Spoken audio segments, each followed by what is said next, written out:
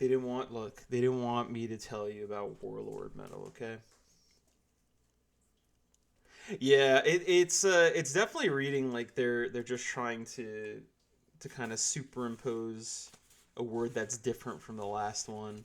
It does not read well, man. It doesn't feel natural. Let's see here. All right, let me see where I was here. Welcome, Chad. Hello, everybody. I'm back. All right, let me see what we have here. I'll go back to the previous page because it's fascinating stuff.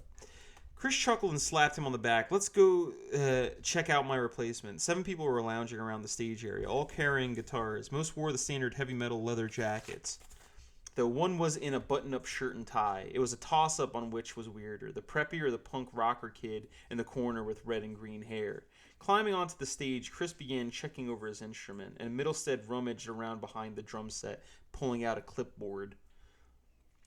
He handed it to the first person within reach. Hi, I'm Tom Middlestead, drummer for Warlord. I want you to go ahead and write your names down in a number where we can reach you. If you have any references, jot them down too. This is Chris, he said, indicating the guitarist.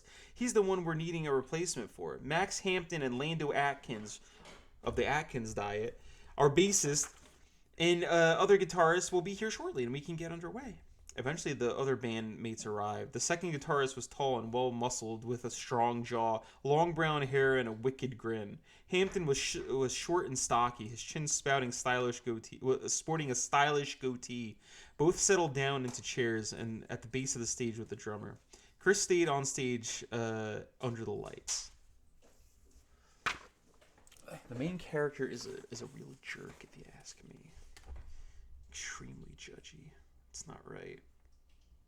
One by one, applicants were called to the stage. They were required to first play samples of different musical styles to show aptitude with metal, funk, and blues. Next was a jam session with the guitarist on the stage. Chris would play a few bars from one of Warlord's songs, and the applicants were required to pick it up and go with the flow. Finally, if any had songs of their own, they were encouraged to play a couple tunes. It was a fairly quick weeding process. One man bowed out even before his name was called, citing a doctor's appointment and maybe next time? The preppy one went soon after. The third one on the list appeared competent and had definite potential. He was asked to stick around for a while longer. Numbers 4 and 5 were good, but not good enough. One didn't compose, and the other wasn't able to pick up the band's tunes. Next came the punk rocker. Sunny sat at the bar, keeping time on the brass footrest beneath her shoe. She decided that it was going to be either the third or the last one who got the job. She could tell by I love they're just like deciding that these people are joining up. They're not even giving them names. They're like, yeah, the third and the fourth one sound good. Let's go with one of those. She could tell by the tilt of her brother's head that the number 3 interested him. Chris appeared to be impressed with him, too. The brunette was merely giving the last applicant the benefit of the doubt since she hadn't heard him yet. As the kid with red and green hair climbed under the spotlight, she frowned. She dismissed the man because of his style of dress. Warlord wasn't a punk band. Its roots were in hard rock and blues. Squinting, she scanned the slight form. Dark eyebrows rose in amazement, and she interrupted her friend's chatter. That's a girl! What? Rita turned and looked up on the stage. No way! Yes, it is. The hips are too wide. See? The teenager watched, fascinated. That's a strange thing to yell out to everybody. Middlestead glanced back to the clipboard. Torrin Smith? He repeated, looking back at the young woman on stage. He raised an eyebrow. Yeah, that's me. A decidedly feminine voice burred. Her hair was shoulder length with the color striping messily parted in the middle and long bangs hanging into gray eyes. Near the scalp, a reddish gold hue was testament to the dye job growing out. The apparition was clothed in baggy black trousers and a black sleeveless Bloodworks t-shirt. The combat boots dyed a rich green. She hefted a beat-up guitar plugging into the system. Oh, Lord. The drummer glanced at his... Hello? Hello? It's snowing hard here. I wonder if that's what's kicking me offline. Last I looked outside, it was covered, man. This is very rough. I think I'm just hitting duds today. Let me see. Oh my lord, how long is this chapter? It just goes on and on. Holy Christ.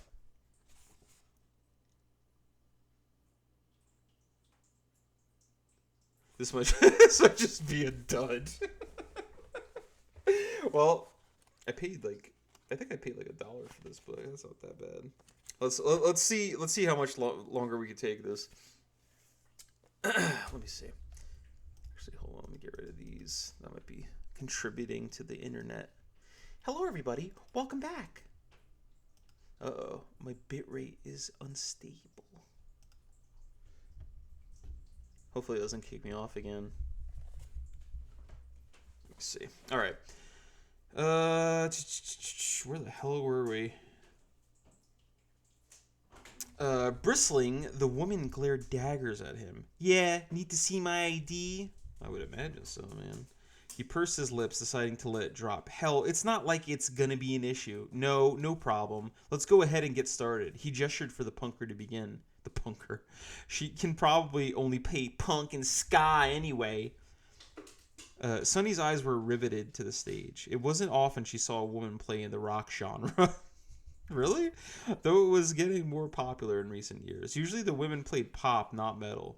After a moment of almost spiritual silence, the woman broke into the strains of a popular heavy metal ballad from the 60s. Which one was it? A few moments, then the music melted into an old blues number. From there, it floated on another 60s metal tune, followed by progressive rock and thrash. She spent 3 to 5 minutes on each song, moving effortlessly between them. She's so talented. Her eyes closed. Under the spotlight, she seemed far away. When the music faded, Sunny found herself standing behind her brother. Wow, she said, she's better than the third guy. Chris appeared impressed. He nodded grudgingly at the woman and began clapping. She inhaled deeply, opening her eyes at the people in the room. As the people in the room also began to applaud. Middlestead shook himself from his reverie. He heard his sister and agreed wholeheartedly, but they weren't finished yet.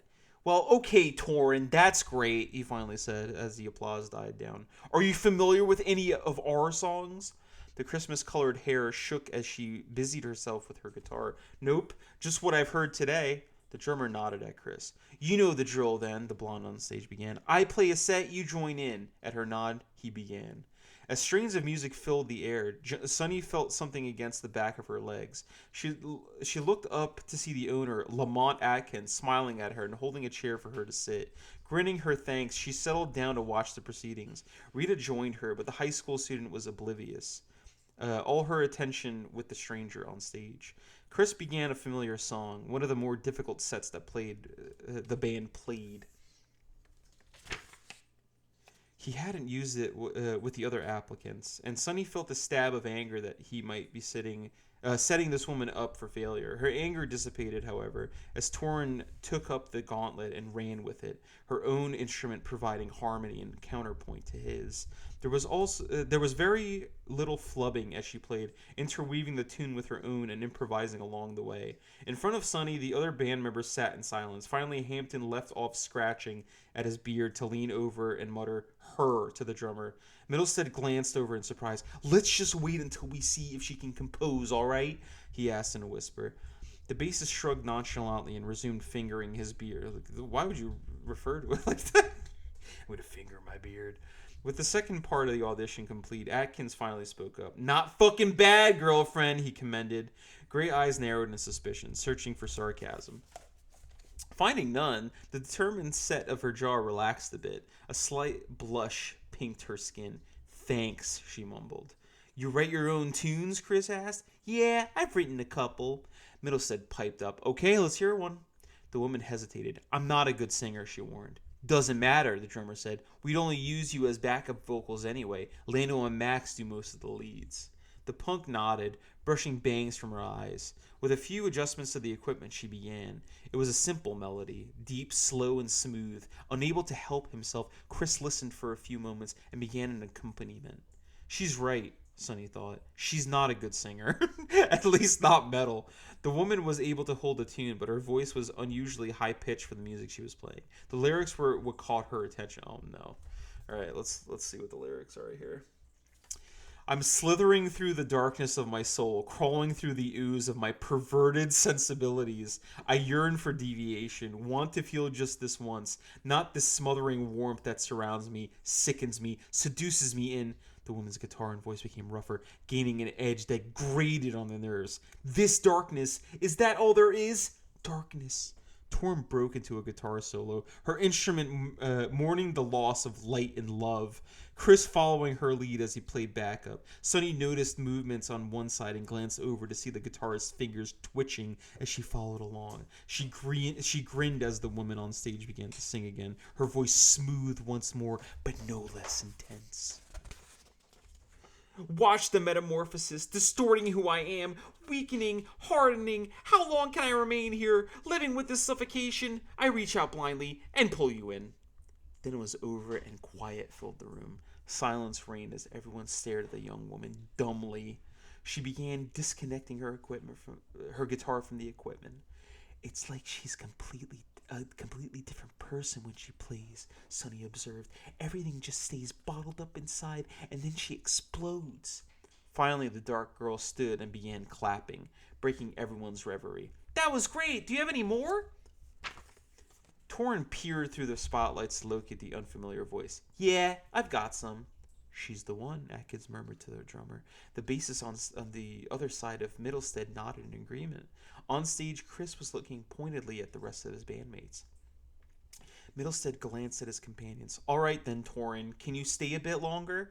The punk nodded curtly, red and green hair flopping, before stepping down from the stage and resuming her seat. For courtesy's sake, the final applicant was given a shot, though he was not nearly as talented. Just brush him off. After several minutes of discussion, they shouldn't have even brought another one on. Just don't even mention him.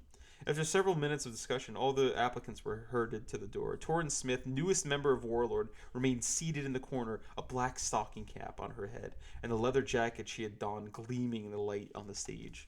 She's so cool, man. They love talking about her red and green hair, her Christmas-toned hair. Oh boy. We got another journal here. Sonny's Journal, September 25th, 1998. Well, Warlord has a new guitarist, and it's a girl! Actually, she's a woman. She doesn't look much older than me, though. I got to see Rita today. She's only 4 months along, but she's definitely showing. Chris should be out of basic training and AIT before the baby's born. He ships out in two... Oh, no. He better get back before 9/11, dude. Because he's going to get drafted into Iraq. He ships out in 2 weeks. All the paperwork is signed. Rita's hoping he gets a stateside post first. Otherwise, she won't be able to fly to wherever he gets posted until after the baby's born. And she really wants him to be there for it. I think I might have to have talked Tom into letting me take that college course this winter. I guess he's worried that I'll go bananas and freak out or something from all the stress of schoolwork. All I had to do was remind him of his obsession when he was 15. Rock and roll. And now look at him. His own band, regular gigs, making enough money to live, or even... if they haven't hit the big time yet. I just want to be a journalist. Nothing exciting. Well, maybe exciting. It'd be pretty cool to be a consultant somewhere like Europe or something. That would be so fantastic. Or maybe working a crime beat in LA or New York. Have my name right up there with Dan Rather and Walter Cronkite. Yeah, I could dig that. Oh, and Shelly called tonight. The party she was talking about is going to be next Friday night. She said that Jay would definitely be there, even if he is a jerk. It's going to be a little scary, though. There's supposed to be a lot of seniors going, too. Hope us poor lowerclassmen don't get razzed too much while we're here. Oh, Lord. There's like nothing going on here, man.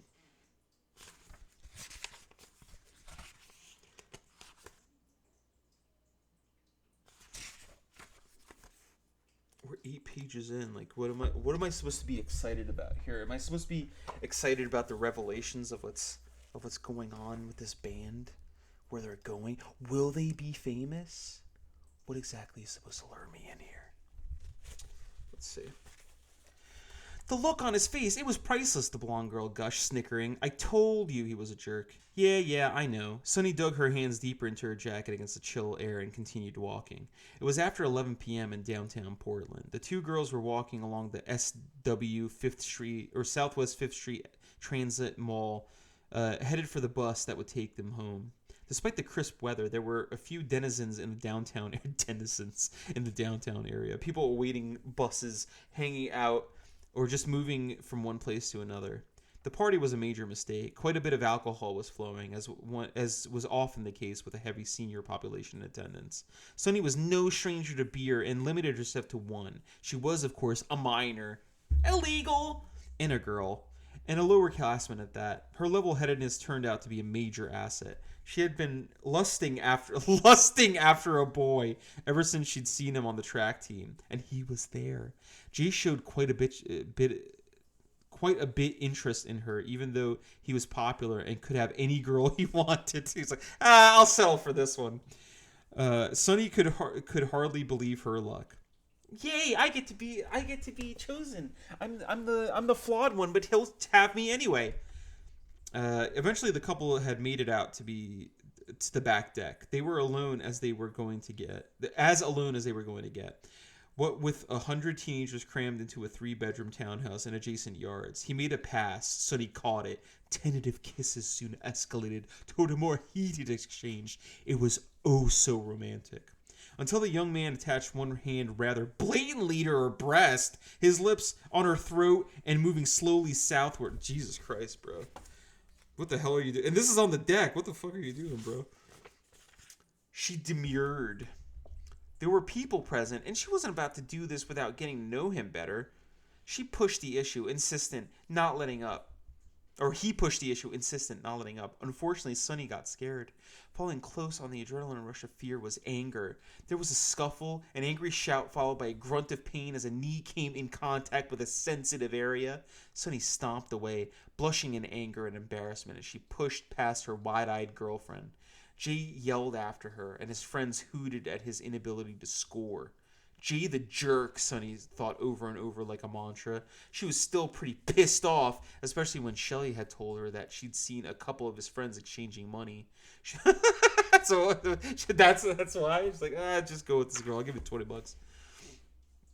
Oh, man. She was more furious with herself than anybody else, however. God, you're an idiot. You knew he was an asshole. She shook her head. Did you see Stephanie? Asked the blonde. What? No, I didn't. What about her? Her friend leaned forward, dark eyes sparkling with glee. She's wearing Todd Victorian's leather jacket. Isn't that cool? Sonny nodded, disinterested, and continued walking. Her friends chattered along beside her, oblivious to the silence. The bus stop appeared devoid of other people, though there was an odd-looking heap on one bench. Somebody's clothes? Oh, it's going to be that girl, isn't it? Sonny thought as they neared. She distracted herself by wondering who would leave a jacket and extra clothing at the bus stop on a night as cold as this. The girls were steps away before she realized that it was a person. Just a homeless guy. Pale blue eyes narrowed. She watched the body as they entered the bus shelter. Her friend's sudden silence and sharp intake of breath indicated her awareness of the apparent bum. Sonny, she whispered, brown eyes wide. There's a corpse over there. The teenager shook her head. No, they're still breathing, see? Hips and shoulders on the bench, the transient's legs stuck outward as if the person had fallen sideways after sitting down. Dark trousers, ragged at the hem. Combat boots and a black shirt of some sort were evident. The leather jacket was pulled halfway up to cover the head and shoulders more fully. It's going to be that girl, and she's going to fall in love with her because she's got jilted by this guy. As the girls watched, the legs stretched out a bit, green boots digging their toes into the cement in a reflex action. Sonny frowned. Something was familiar. Where have I seen boots like those? Shelley was chattering, albeit in a whisper now, verbally curious about who the bum was, where he came from, how he got there, and in this state. The blonde interrupted her whispered monologue with a gasp and a squeak as the other teenager moved forward to a squat by the unconscious figure. What are you doing? I think I know her, Sonny explained with a glance over her shoulder. Her? That's a her? Nodding absently, she returned her attention to the person on the bench. Torin, is that you?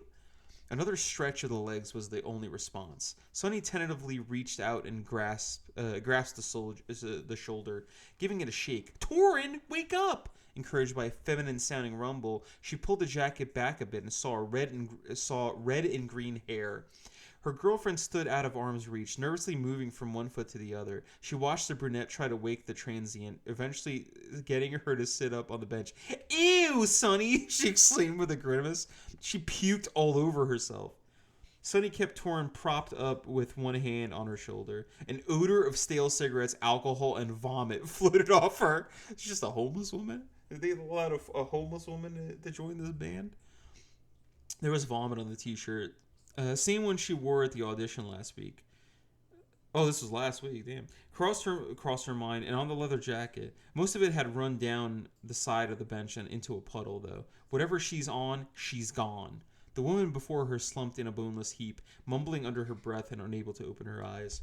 Sighing in consternation, Sunny glanced around, her eyes lighting on the monitor of schedules. Bus'll be here any minute. She wasn't going to be able to muscle Torin onto a bus and then off in the 4 blocks from the stop to her house. The band was playing tonight and wouldn't be done for hours yet, so she couldn't call for a ride. Now what? Her eyes lit on the payphone on the wall of the shelter. After some quick calculation, she looked at her anxious friend. "How much money have you got?" "What?" The blonde frowned at her. "What are you going to do?"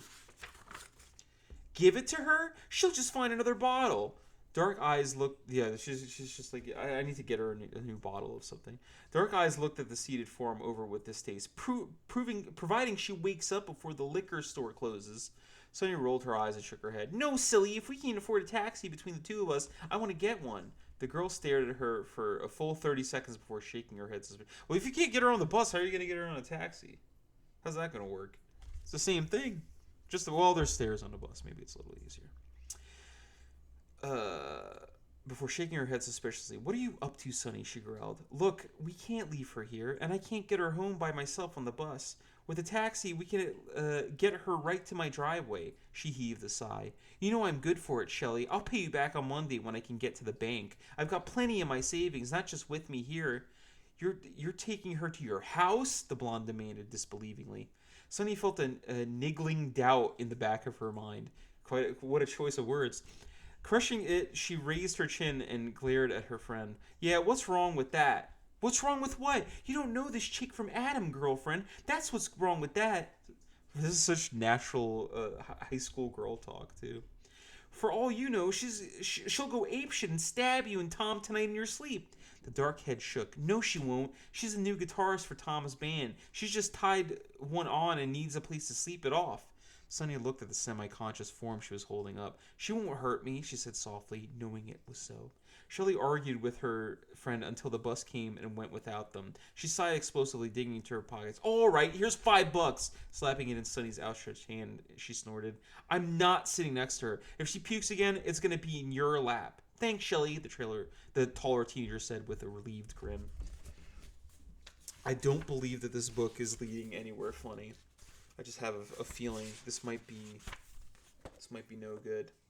I'm gonna end it right there. Okay, it's getting late, and this man must head to work in the morning. So listen, it turns out that Full House fan fiction is some of the greatest stuff ever written. We had tragedy, we had romance, we had more tragedy. It really was just a plethora of different emotions. I was being tugged in all different directions. I never thought that I could feel for Danny Tanner the way I did. Okay, this book, on the other hand, was it's not for me. I don't know where it's going. I don't know. Why should I care? Oh, all power to this lady for writing it. She wrote quite a few things. Maybe appeals to somebody, but I'm definitely not the right audience. But maybe the next time that I go to that thrift store, I'll find something better. But thank you so much, everybody, for watching. Thank you for joining me on this literary journey. I hope that you enjoyed, at the very least, the fan fiction. It was a roller coaster ride. It was quite something. I think the next time that I do this, I'm going to definitely find something that has a little more to it. Maybe I'll read that Tyra Banks book, or I'll read Empress Teresa, because I know for a fact those are absolutely batshit insane and worth reading. But thank you. I hope you have a wonderful week. Thank you for watching. Next week I will play video game. Okay, so tune in. I will be back Sunday at either 5 or 6. It probably will be 5. I don't think it should be too crazy next week, but we will see. Thank you, everybody. Have a wonderful night. I will see you next time. Goodbye.